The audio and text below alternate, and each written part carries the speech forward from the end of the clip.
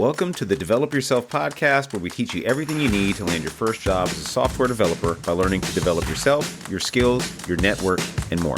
I'm Brian, your host.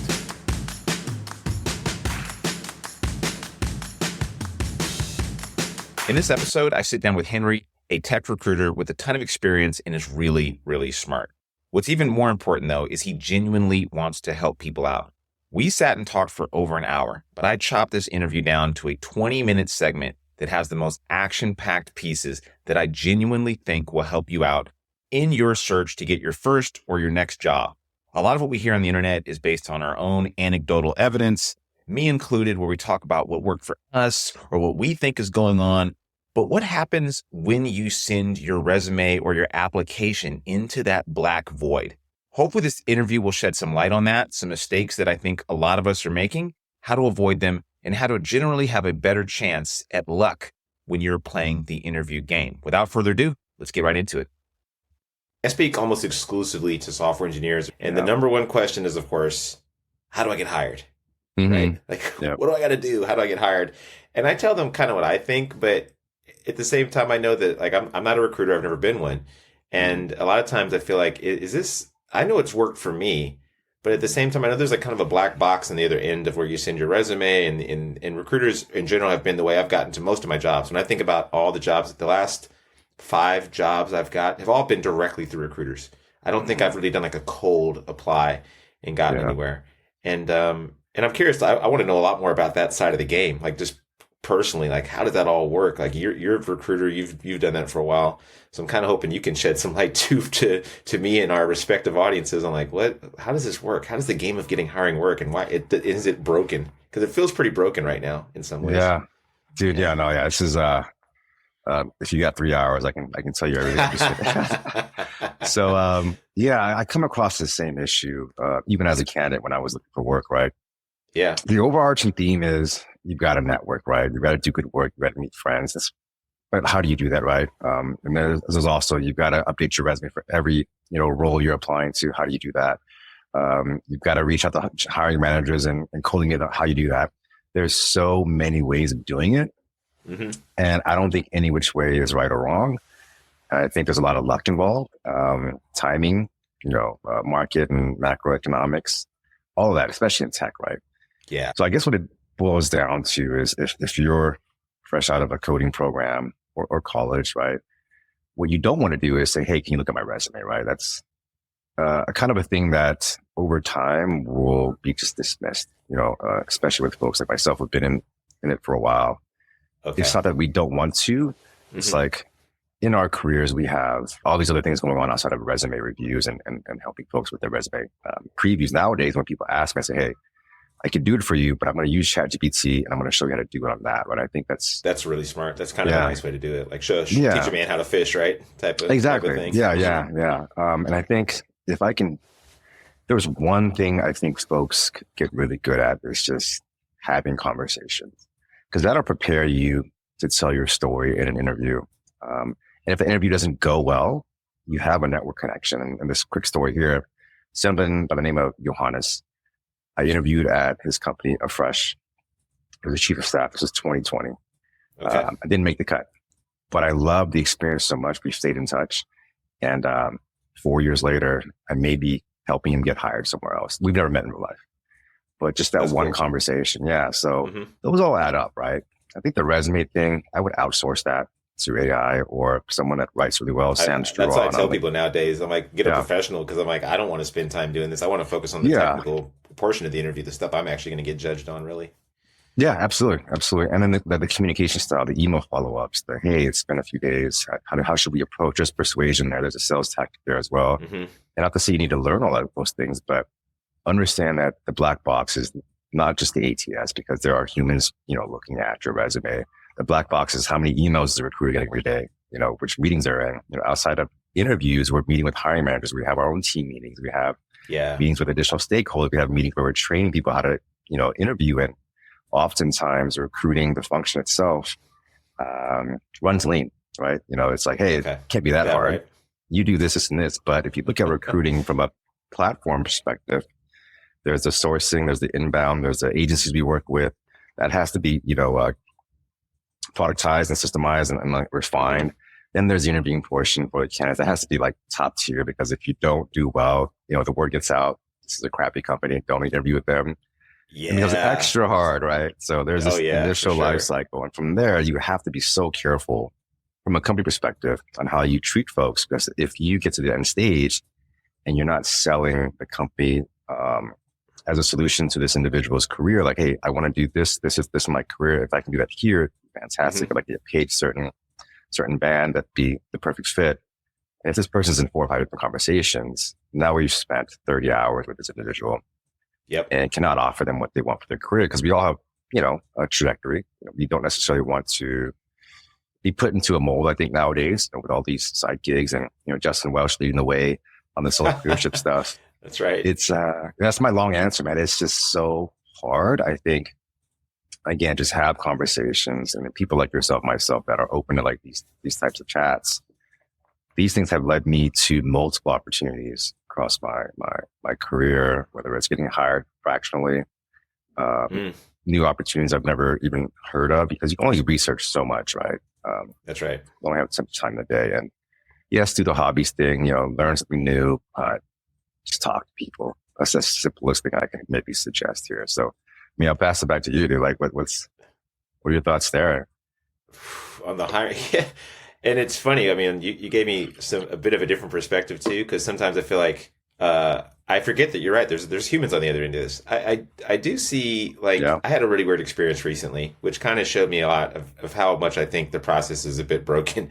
And this is just I'm extrapolating maybe too much from this experience, but it seems like to me that there's a wave of AI candidates, people that are using AI to spam essentially companies. And some companies trying to fight back by using AI to also then filter. So I had this interview 8 months ago with a company I shall not name, right? And they sent me a peer review to do. I did the peer review. It was immediately rejected. I went on Glassdoor. I saw this. Thousands of people had this experience. I'm like, there's no way I have humans reviewing thousands of these. I said, okay, I forgot about it. It's one of the many rejections I'll get. Not a big deal.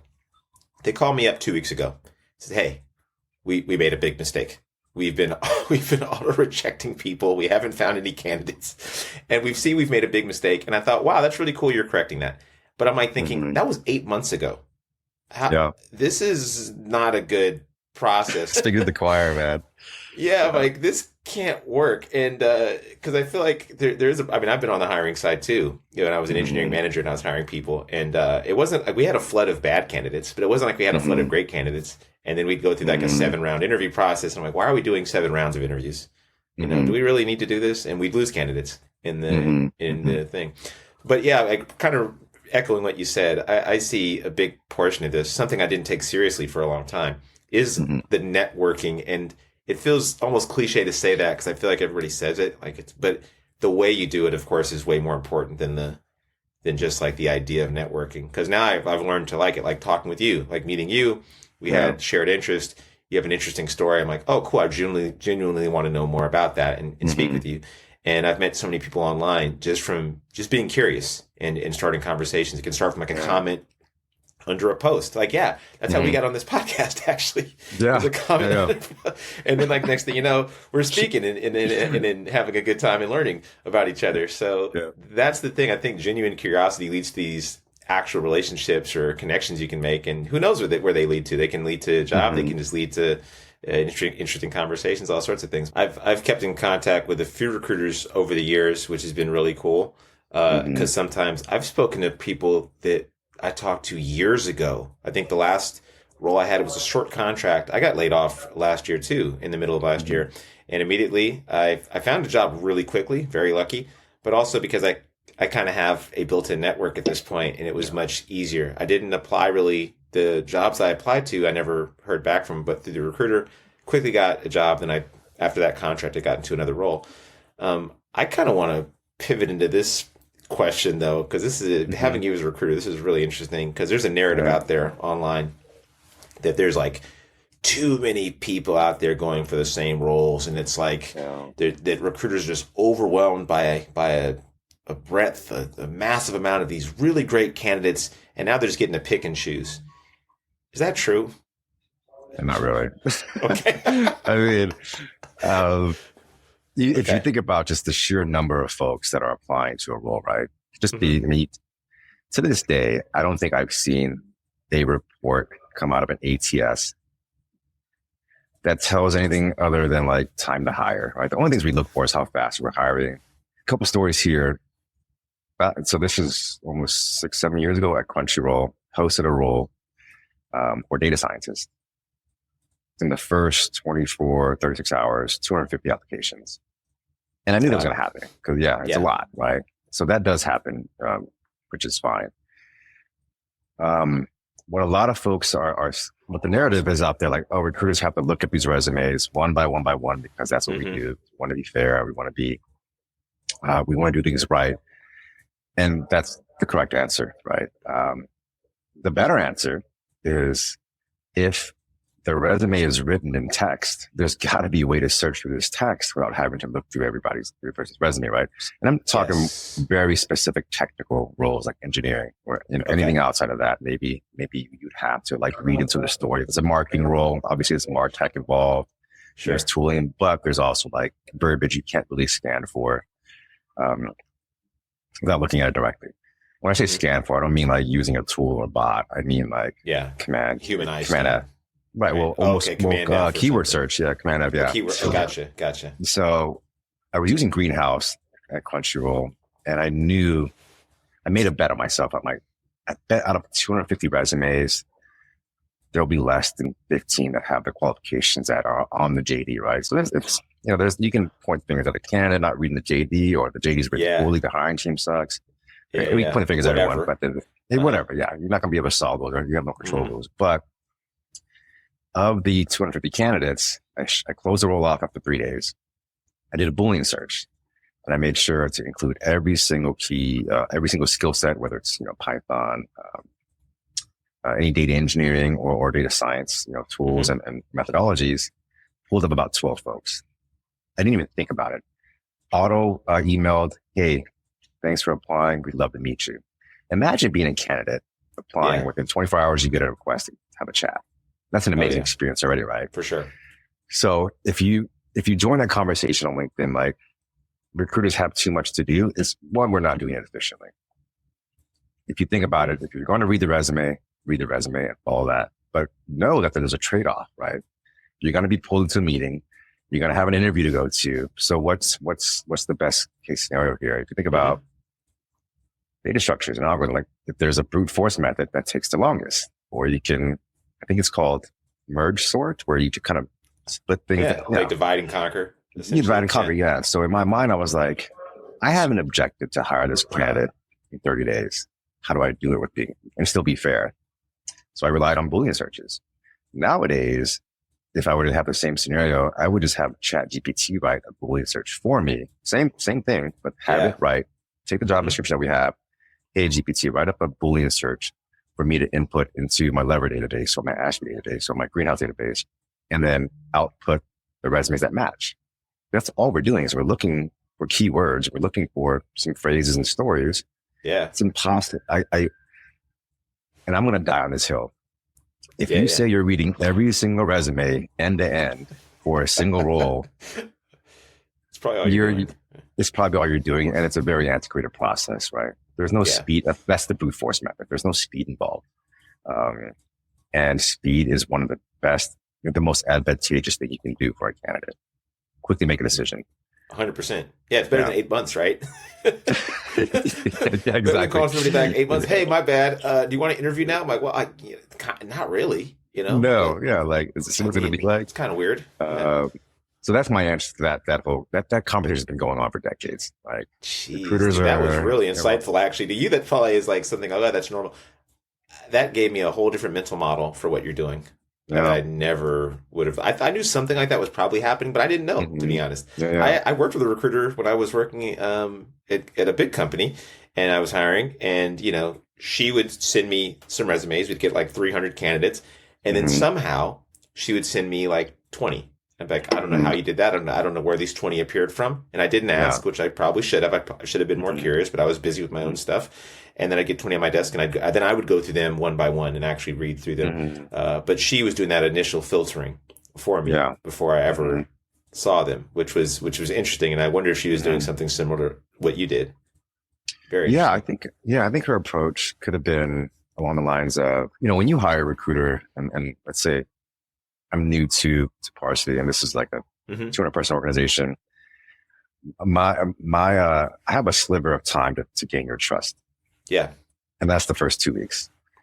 Through emails, introductions, Slacks, however my communication is, my work style, my documentation, that's for me to prove to you that I'm going to be a good recruiter and good partner. And on that same note, caveat is you're always in an interview. You're always interviewing. Your work is a representation of you and who you're going to keep in contact with after X company, right? So what I typically like to do is when I go through the resumes, if there's any resumes I'm unsure of, I will tag the hiring manager in the database. Hey, I'm unsure about this part of the resume. What do you think? And 9 times out of 10, they'll come back like, oh, they're actually pretty good. Let's talk some at least, because although this is the hiring manager speaking, although we're kind of concerned about this area, let's just have a chat with them. Yeah. 9 times, obviously, as a hiring manager as well, you kind of want to be empathetic because you understand, people deserve opportunities and recruiters are more the gatekeepers. And what I think she did was she knew well enough and she's experienced enough and trusted her gut that these people are going to work well here, right? We read through it, we see kind of some signals around, I don't want to say pedigree, but the way things are written, the way the story is told, technologies, the schools, all that comes into play into like one big product, right? Let's say if the resume is a product that is done really well, we move it forward because we know you're going to be delighted reading the resume, right? So there's this continual transactional experience. So that's probably what she did. Whether it was a Boolean search, which I'm assuming it was, or some tool. Our but job is to like filter this massive amount. That's funny. I'm pretty impressed that you knew about merge sort too. That was a pretty accurate way of describing it. Dental study. Yeah. You're on that note not your average recruiter. Right on. Yeah, I enjoy this too much, I guess. But on that same note, there could have also been questions in the application process for that data science role. For that data science role, I had a question. Do you have 4+ years of experience in these technologies? Yeah. If folks had answered no, it would auto tag them with too junior. Gotcha. Yeah. If folks had answered yes, they would tag them strong candidate. So in that same Boolean search, I can actually just do a tag search in Lever or at the time the Greenhouse, and it pulled up all the candidates that were tagged strong. So I knew that it was using Greenhouse as an assistant to myself in my eyes. And I would review them, right? If there was only 4 or 5 that were strong candidates, I would review them like, cool, yep, this sounds good. This looks good. Check to see if they need a visa or not, to check to see if anything was off with the tenure. Because if they answer 4+ years and it's only like an intern, that's my fault, right? I got to check that real quick. Yeah, for sure. So just 2 things, inbound questions that actually make sense for us to sort in the back end, and then using Boolean to quickly take 250 down to 12. Yeah. And then the cool thing is email all of them. They have a great experience up front. Hiring manager gets their resumes within, 48 hours. Everyone's happy, right? We're just now having to massage the situation because Murphy's Law is going to come up. Someone's going to miss an interview. Someone's going to be rescheduled. Yeah. There's going to be a referral coming in from the CEO that you have to take the call no matter what, regardless if they're good or not. All that stuff happens in life. So I get ready for it.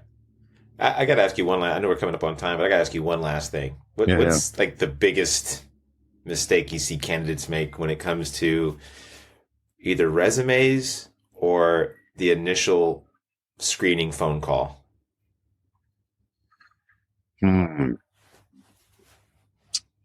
Top of my head. First of all, I don't care if it's 1, 2, 3 pages, right? The hero section, right? That's what I call it, the hero section. On a resume, the first half have to be inviting, have to give me the information I initially want, what company you're working at. And Sam Struan does a really good job at this, explaining on his LinkedIn profile. Where have you worked, how long you worked there, what tools, technologies you use, what you solve for. If I can initially look at the first half of the first page, and see everything I need, then now I'm locked in. I'm going to go down to the next experience. Okay, cool. I see, certain acronyms in Python. Okay, cool. Then I go down to the third. And then at the same time, I'm adding up years of experience in that resume. And then I go to the second page. I see if they have hobbies, type of education. Education is typically, okay, cool. They went to school. You know what I mean? But if there's something like, they double undergrad at Harvard, and went to Columbia, then I'll look deeper into that, like why they do that, right? What else did they study that may be adjacent? But at the end of the day, second web page, hero section, maybe testimonials or whatever you want to call it. Yeah. And that's what really gets me spending more time on a resume. So in order for me to do that well, though, the font has to be big enough. And that's the one thing I would just say. Font size matters. Line spacing matters. Indentation matters. Neatness and readability matters. If you think about when you're writing code, right? If it's all mashed up together, it's going to be like, I don't want to. For sure. Like using a linter obviously is you have to have it formatted. Yeah. I didn't think about this, but yes, that's a really good point. And that's how I screen resumes. And folks will tell you, like, we spend most time at the top left corner. The heat map says this, and it's really, again, if the job is Python developer and your title says, solutions architect, what are we doing here? I'm going to automatically pass. But you have Python experience 5 years ago, bottom line up front, right? That was a military term, BLUF, bottom line up front. What's the most important thing you can share with the reader at the very top? And it's not like an elite thing, right? It's like, if you're communicating nowadays digitally, we're competing with Instagram, we're competing with LinkedIn. Like, if you want someone to read your stuff, let them know what's going on there. So that's what I would say as far as the application resume process. And this goes with how anyone in their entire career. If you were just out of college or out of coding program, make it compelling to read, no gimmicks, nothing about, I don't know, why am I saying Roblox? I don't know, but just no gimmicks, straightforward. Gotcha. Make sure the resumes are readable, the font's large enough. And I think folks will understand, like, there's the whole idea about don't use Comic Sans, but there's also like another idea, like don't use any of those other fonts have their own emotions, right? If you study that in style guides and design, you'll understand which fonts to use. Calibri, Arial, Times New Roman, it was a bit, 1990s, but it's readable. Some folks prefer that. And the second piece in interviews, here's my best advice. I always tell folks, if it's on a phone call, take it standing up and walking around so you can breathe. It's a sales call, right? You're going to pitch yourself. Need to smile over the phone. People can definitely, feel you smiling. The energy changes. Yes. It changes incrementally. And when you're walking around and also have earbuds wired if possible. I wouldn't do Bluetooth if you can avoid it. And as you're walking around, you're pacing, and they ask you, tell me about yourself. You're not sitting down. There's energy moving through the conversation. And I 100% guarantee you the other person on the phone can feel the energy, can feel you smiling. And you may have been likely the only person that day of the 5 or 6 conversations that did that. Now you're moving to the next round. There's an element of emotion and body language that people don't talk about often. So resumes, readability, interviews, you've got to be like you're selling something. So you got too much game, dude. You got to. This is why we're here, man. I'm trying to share.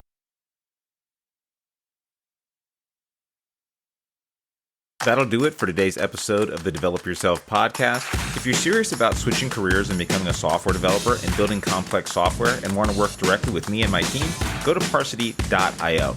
And if you want more information, feel free to schedule a chat by just clicking the link in the show notes. See you next week.